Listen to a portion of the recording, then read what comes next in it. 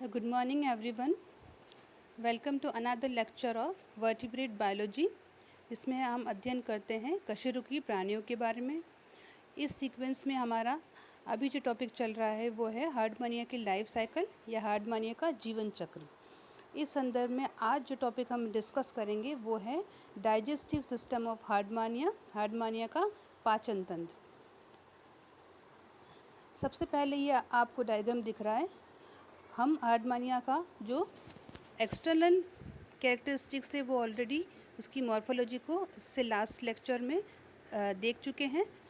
इसमें अब हम देख रहे हैं इसका इंटरनल पार्ट। तो ये जो आप पिक्चर देख रहे हैं उसको हमने हार्डमानिया को कट ओपन किया हुआ, जिसमें इसकी बॉडी के जो डिफरेंट सिस्टम से डिफरेंट तंत्र हैं हमें इजीली दिख रहे हैं। तो जस्ट एक बार हम इसका ओवरव्यू देखेंगे या इसकी जो लेबलिंग है उसके बारे में आपको थोड़ा सा एक्सप्लेन करूँगी, देन इसकी डाइजेस्टिव सिस्टम को हम डिटेल में समझेंगे। तो सबसे पहले जैसा कि आप जानते हैं कि इसका जो स्ट्रक्चर है बहुत ही सिंपल सा है और इसकी बॉडी के अंदर एक थैले जैसा स्ट्रक्चर है ये कम्प्लीटली, और इसकी बॉडी की दो ओपनिंग है। इसकी बॉडी में दो छिद्र हैं, जिसमें से एक को हम कहते हैं ब्रैंकियल साइफन और दूसरे को हम कहते हैं एट्रियल साइफन। जैसा कि हमने डिस्कस किया था, जो इसका ब्रैंकियल साइफन है उसको हम इसको क्या कहते हैं, माउथ कहते हैं, और जिसका एट्रियल साइफन है वो इसका क्या है, बॉडी का एग्जिट है या एनस है। ब्रैंकियल साइफन के नीचे आप देख रहे हैं दूसरी लेबलिंग जो है वो है माउथ। तो यहाँ पर इसका छोटा सा एक ओपनिंग है, उसको हम कहते हैं माउथ। देन यहाँ देख रहे हैं आप दो लेबलिंग की हुई है, मेंटल और ट्यूनिक। तो ट्यूनिक जो है वो सबसे बाहर वाली लेयर है जिसको हम कहते हैं टेस्ट, जो किससे बनी है, ट्यूनिसिन नाम की पॉलीसेकेराइड से, जो कि हम ऑलरेडी पढ़ चुके हैं। उसके अंदर के ट्यूनिक के नीचे की जो परत है उसको हम कहते हैं मेंटल। नेक्स्ट जो हम देख रहे हैं इसके अंदर मेंटल के अंदर का जो भी एरिया है वो किससे कवर है, या उसको हम क्या कहते हैं, एट्रियम कहते हैं।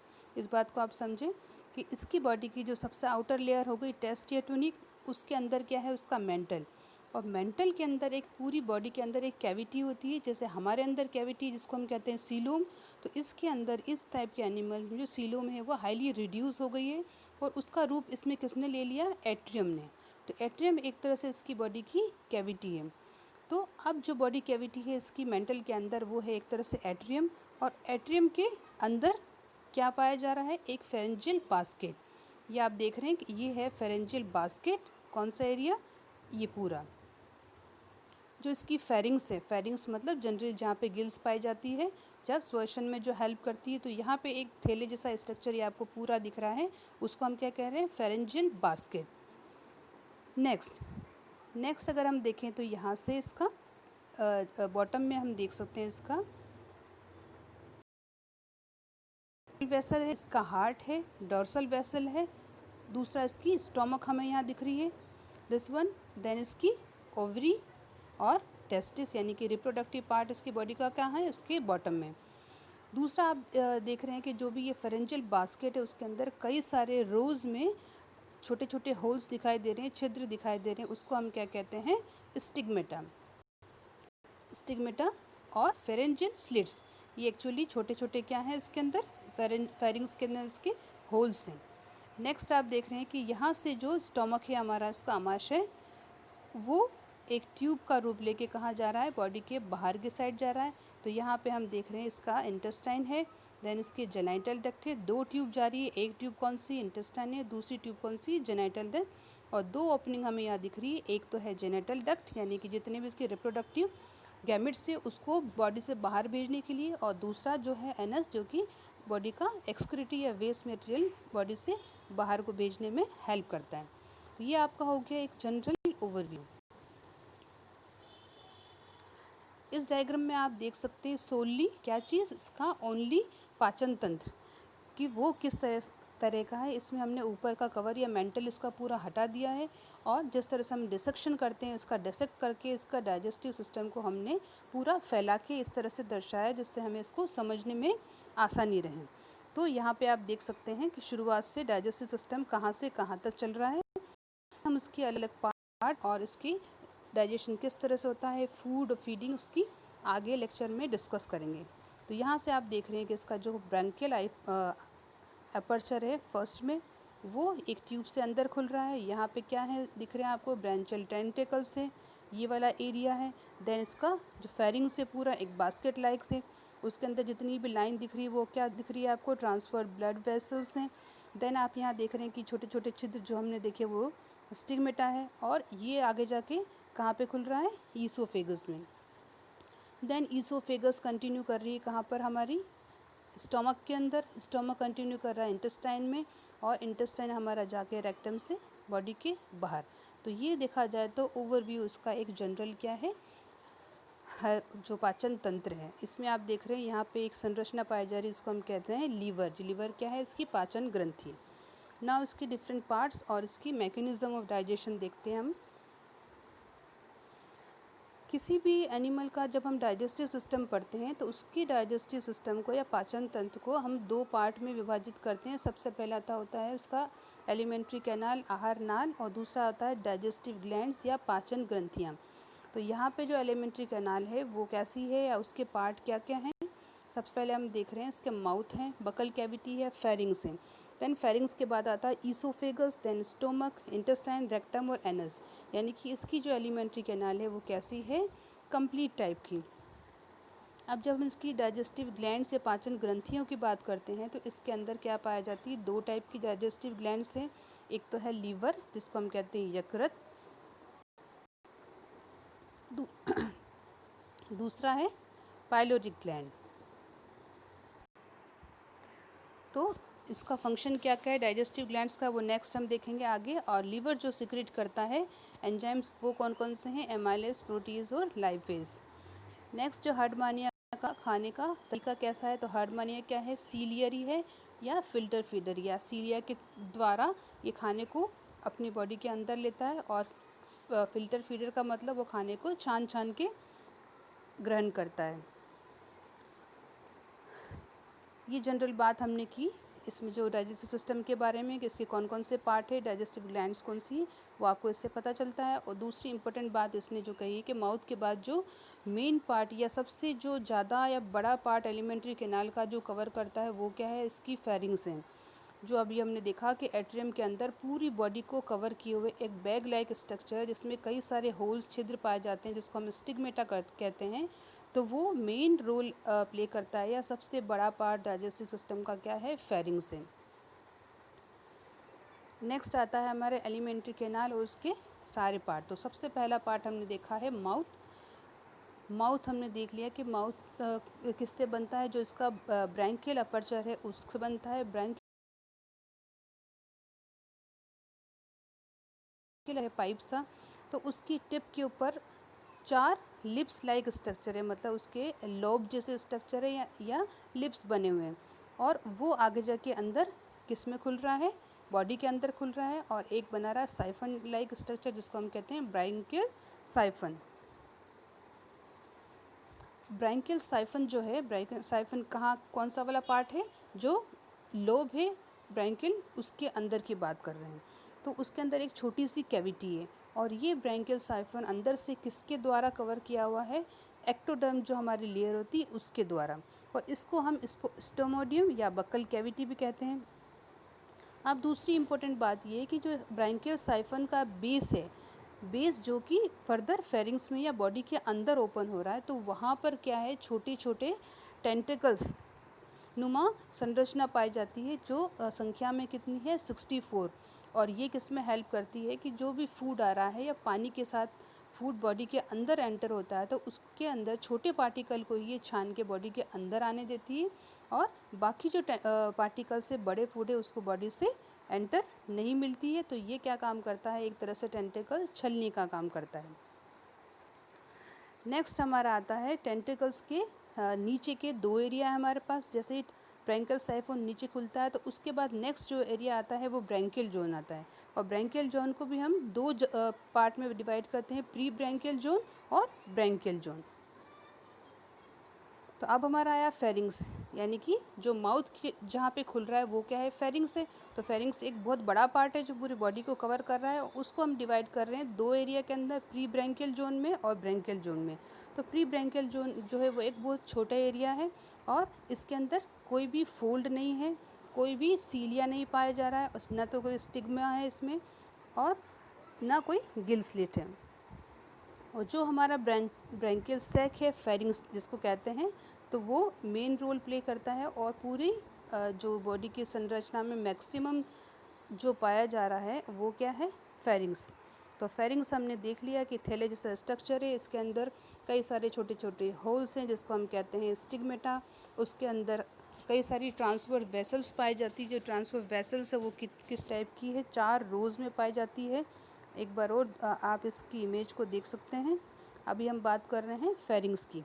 तो जब फेरिंग्स की बात कर रहे हैं, यहाँ पे आप देख सकते कौन सा है,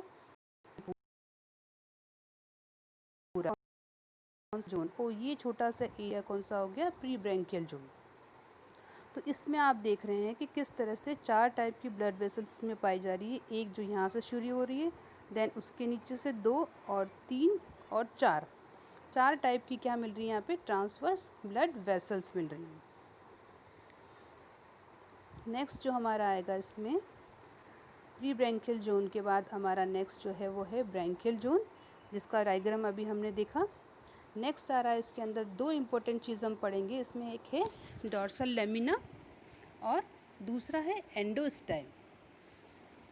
अब डॉर्सल लेमिना क्या चीज़ है, डॉर्सल लेमिना क्या है, फेरिंग्स के अंदर उसकी रूफ के ऊपर, मतलब जो पूरा फेरिंग्स बास्केट है, थैला है, उसकी छत के ऊपर एक थिन फ्लैप लाइक स्ट्रक्चर है जो कि उसकी साइड में पूरा चल रहा है। और उसके अंदर क्या पाया जाता है, ये अंदर से बहुत ज़्यादा सीलिएटेड होता है, और इसके अंदर प्रोजेक्शंस निकले हुए होते हैं। प्रोजेक्शन जिसको हम कहते हैं लिंग्विड्स, यानी कि डायग्रामेटिक अगर हम इसको देखें तो उसका अंदर का स्ट्रक्चर कैसा है, इसमें इस तरह के प्रोजेक्शंस पाए जा रहे हैं जिसको हम कहते हैं लिंग्विड्स।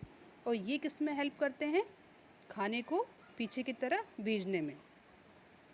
तो जैसे ये कह रहा है कि the dorsal lamina and its languets can bend to one side to form a sort of tube through which food laden mucus pass. तो इसके अंदर से क्या पास हो रहा है, फूड जो कि किस में लिपटा हुआ है, म्यूकस के अंदर, वो इस ट्यूब से पास होता है और कहाँ पे जाता है, ईसोफेगस के अंदर। तो यानी कि हम देखें कि माउथ से जो खाना फेरिंग्स से होते हुए फेरिंग्स में पहुंच गया है, तो वो ईसोफेगस में किसके थ्रू जाएगा, डॉर्सल लेमिना के थ्रू जाएगा।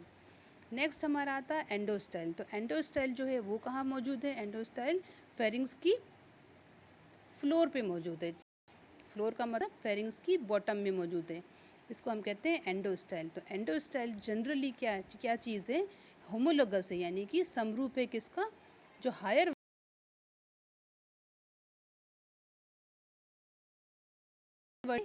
इसका मेन वर्क यहाँ पर क्या है कि ये म्यूकस सिक्रेट करता है और खाने को क्या प्रदान करता है, लुब्रिकेशन। दूसरा, ये आयोडीन को भी एब्जॉर्ब करने में मदद करता है, जो किसका कार्य है, थायराइड का।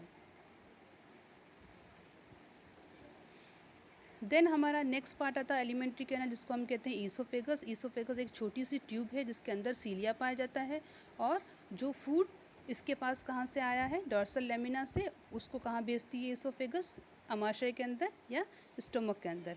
ये इसमें आप डायग्रामेटिकली देख सकते हैं कि किस तरह से रिलेशन आपको इसमें बता रहा है ब्रैंकियल फोल्ड के बारे में, peripharyngeal band, dorsal lamina, oesophageal area और एंडोस्टाइल के बीच में। अब जो आपकी ईसोफेगस है वो कहाँ पे खुल रही है, स्टोमक के अंदर। तो स्टोमक जो है उसका शेप कैसा है, वो भी ट्यूब लाइक स्ट्रक्चर है, लेकिन ईसोफेगस से उसकी विड्थ या चौड़ाई थोड़ी सी ज़्यादा है।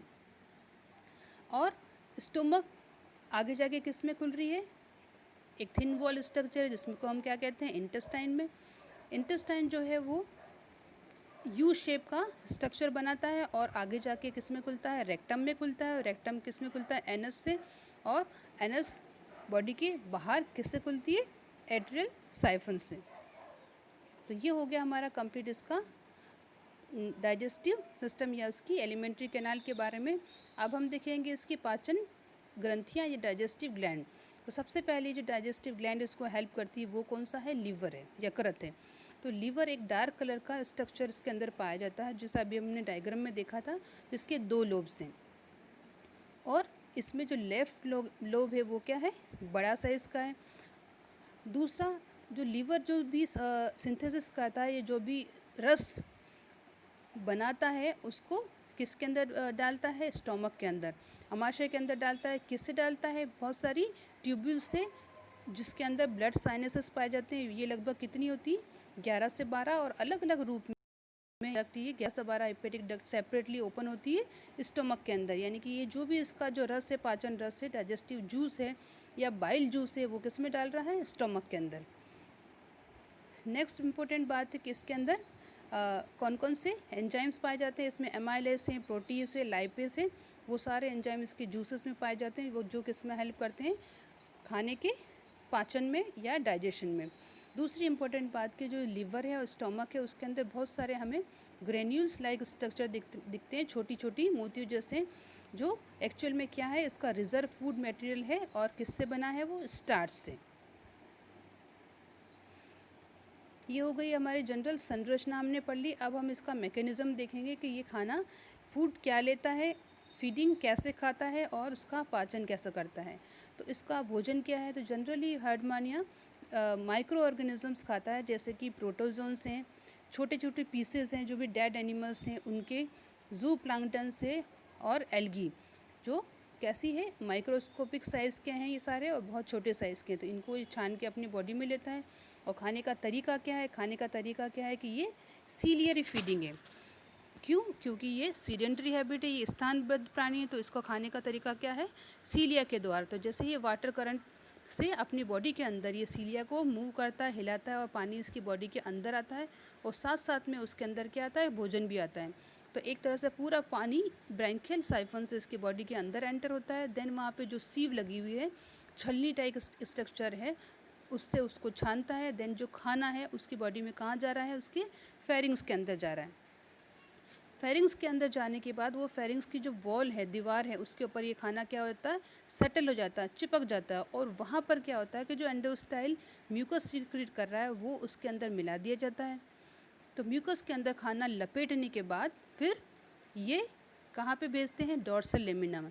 तो डॉर्सल लेमिना के अंदर हमने देखा कि बहुत सारे सीलिया या लिंगुएट्स पाए जाते हैं। तो वो इस खाने को आगे ढकेलते हैं, और ये फूड जो म्यूकस से लेडन हो चुका है, म्यूकस से लपेट जा चुका है, वो आगे भेजा जाता है किसमें? ईसोफेगस से।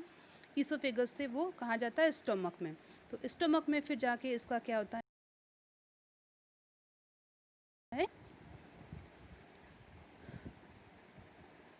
नेक्स्ट हम देख सकते हैं इसके अंदर डाइजेशन। तो अब जो खाना हमारा इसका कहाँ पे पहुँच गया? स्टोमक में या अमाशय में। तो इसका जो भी पाचन होता है उसका कार्य, ये डाइजेशन का कार्य कहाँ पे हो रहा है? इसकी स्टोमक के अंदर। और जो भी अवशोषण का खाना है, जो खाना पच चुका है, उसको एब्जॉर्व करना या बॉडी के लिए यूज़ करने का काम कहाँ होता है? उसका अवशोषण इंटेस्टाइन के अंदर। तो अब जो स्टोमक में डाइजेशन किसके द्वारा होता है? जो भी यकृत ने अपना बाइल जूस इंटेस्टाइन स्टोमक के अंदर डाला है, उसमें हमने देखी 3 टाइप के एंजाइम्स थे। सबसे पहला जो है वो है हमारा एमाइलेस है, वो किसके पाचन में हेल्प करता है? कार्बोहाइड्रेट के पाचन में मदद करता है। फिर है आपका प्रोटीएस, वो हेल्प करता है प्रोटीन डाइजेशन में। और तीसरा हमारा इसका है लाइपेस, तो वो हेल्प करता है फैट के डाइजेशन में। नेक्स्ट इंपॉर्टेंट बात, जो दूसरी हमारी डाइजेस्टिव ग्लैंड है, ग्रंथि है, वो क्या है? Pyloric gland. तो पाइलोरिक ग्लैंड जो है वो एक तरह से एसेसरी डाइजेस्टिव ऑर्गन है। और इसका जो वर्क, इसका जो फंक्शन है, उसको हम 2 तरह से पढ़ते हैं कि ये किसके समरूप या किसका जैसा रोल प्ले करती है? पैनक्रियास। जैसा हम एंडोस्टाइल के लिए कह रहे हैं कि वो थायराइड के जैसा है वर्टिब्रेट्स के, उसी तरह हम पाइलोरिक ग्लैंड को क्या बोलेंगे? ये किसके समरूप है? पैनक्रियास के। और दूसरा, ये एक तरह से हार्डमानिया का क्या है? उत्सर्जन तंत्र है। तो ये इसके 2 रोल है पाइलोरिक ग्लैंड के। एक तो क्या है? इसका डाइजेशन में हेल्प करता है, as a pancreas role play करता है। और दूसरा क्या करता है? एक्सक्रीटरी ऑर्गन के रूप में कार्य करता है। So that's all for the digestive system of Hartmannia. Thank you so much.